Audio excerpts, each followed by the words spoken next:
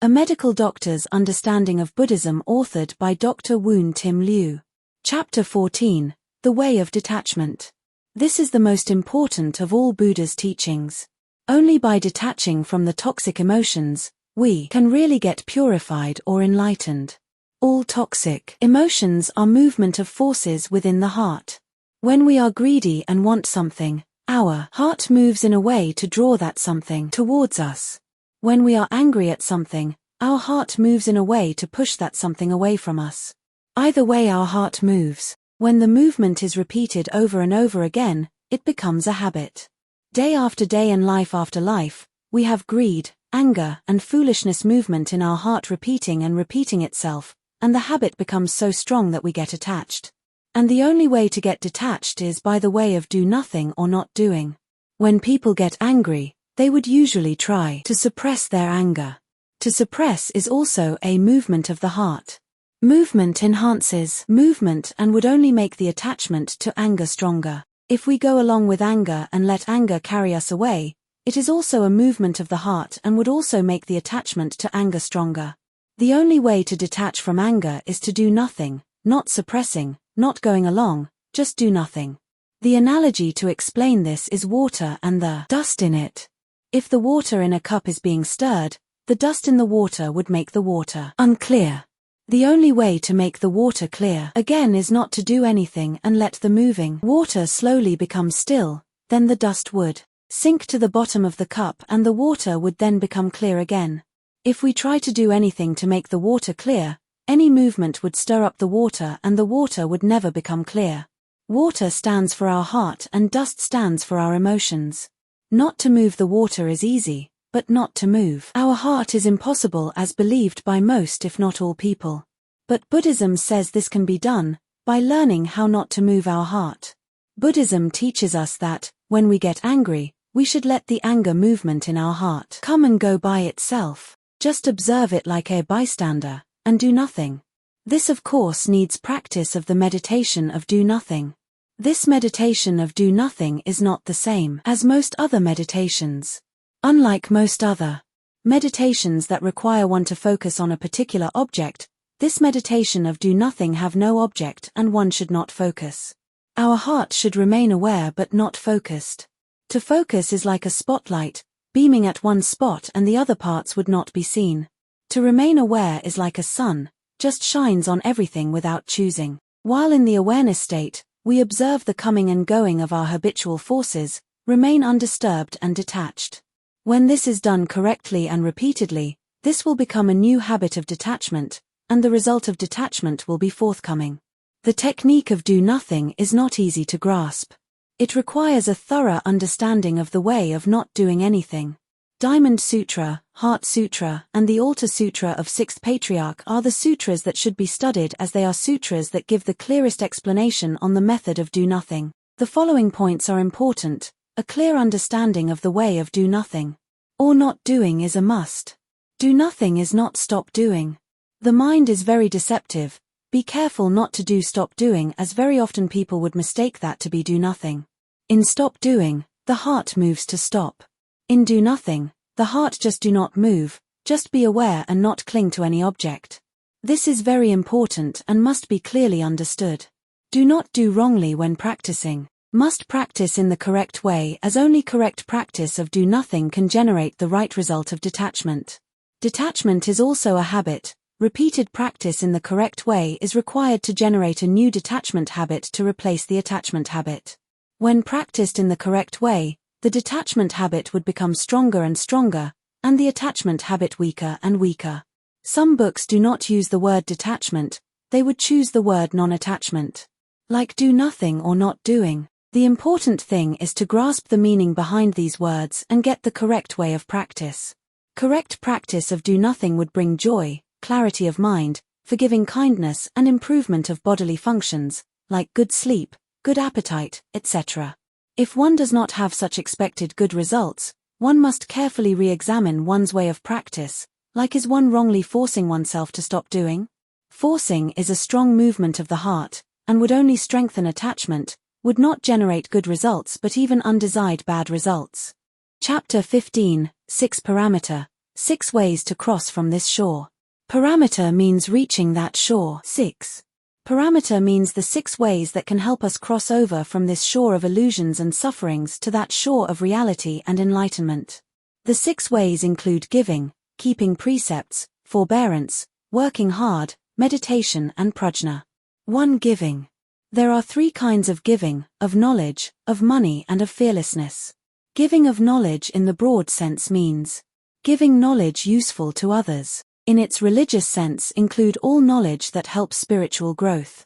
Giving of money means giving not just money but whatever material or effort to help. Giving of fearlessness in its religious sense refers to the greatness and kindness of Buddha and saints, which could impart fearlessness to their devout followers. In the broad sense, all those who can help others and ease their worries and fears are giving out fearlessness. As discussed before, giving should be done in a way that goes along with people's wish, would not cause any uneasiness, and there is no expectancy of any good returns. Giving to the needy is the original pure nature of all beings. Giving in this way gets one the best karma, which we welcome, but that is not the aim. 2. Keeping precepts. Precepts are guidelines that help people to do good and stop doing bad, thus helping them to grow spiritually. In Buddhism, there are mainly 3 kinds of precepts. 1. Precepts of daily routines, for monks and nuns as they represent Buddha and must act to the expectation of the public as practitioners of virtues. 2. Precepts of helping oneself, may be different for people with different aspirations and vows. 3. Precepts of helping others, may be different for people with different aspirations and vows. The most known precepts in Buddhism is the 5 precepts: no killing, no stealing, no adultery, no lying, and no drinking of wine. No killing refers to human beings. No adultery means no sex with anyone other than one's better half. The first 4 precepts should be kept by all whether one has religious belief or not. The 5th, no drinking of wine, is to be kept by devout followers as wine might cause unwanted behavior when drunk. 3. Forbearance. Forbearance means accept whatever happening and remain emotionally undisturbed. There are 3 kinds. 1. Forbearance of sufferings not caused by others. 2. Forbearance of sufferings caused by others. 3. Forbearance of not moving the heart when we are about to have emotional reaction, our heart is about to move. The practice of do nothing is the same as not to move the heart. Not to move the heart when the heart is about to move is not an easy thing to do. We must forbear all the difficulties of staying in the not moving the heart state. The 3rd, not moving the heart, is the most important forbearance of the 3. When we can achieve 3, our heart gets more purified. 1 and 2 can then easily be achieved. For working hard. We have to be careful that working hard here means not get lax, not give up, and persevere as far as is possible. Do not forcefully push oneself from within the heart to try achieving anything, and do not go against body's nature's call like not sleeping when tired. A Buddhism saying says inflicting suffering on oneself would bring nothing good. One must work hard, wisely and correctly, but not over-passionately and excessively as to cause sickness and sufferings. 5. Meditation. There are many kinds of meditations. Almost all kinds require one to focus on an object to keep one's mind still. The object is different in different sects, but that often is breathing. Meditation in China is called Zen. There are 2 kinds of Zen, one focusing on breathing, and the other just staying aware and letting go all concepts. The former has an object and the latter has no object. The latter originates from Bodhidharma, who came to China in the 6th century, and the former well before that. The 2 ways of meditation is different. Here we are talking about the Zen that originated from Bodhidharma, as this is the only way that can free ourselves from attachments. 6. Prajna. Prajna means wisdom. But prajna is not worldly wisdom. It is the wisdom that helps us to surpass our attachments to the world. Prajna is the most significant of the 6 parameter. It is the essence of the other 5 parameter. Prajna must be well studied and understood, and chapter 14 is an important chapter to understand prajna, and so is chapter 18. The 6 parameter mainly help one to grow spiritually, but is also beneficial towards others. Chapter 16, The 4 embracing virtues. To enlighten others, one has to get others listen to you. To do so, one needs to do good to them and earn their trust in you. The 4 embracing virtues are what one must use to embrace others to get their trust and faith. 1. Giving. Giving has been discussed in the last chapter. The giving here in the 4 embracing virtues concerns mainly giving money, material or effort, as these are what ordinary people want most. 2. Affectionate speech.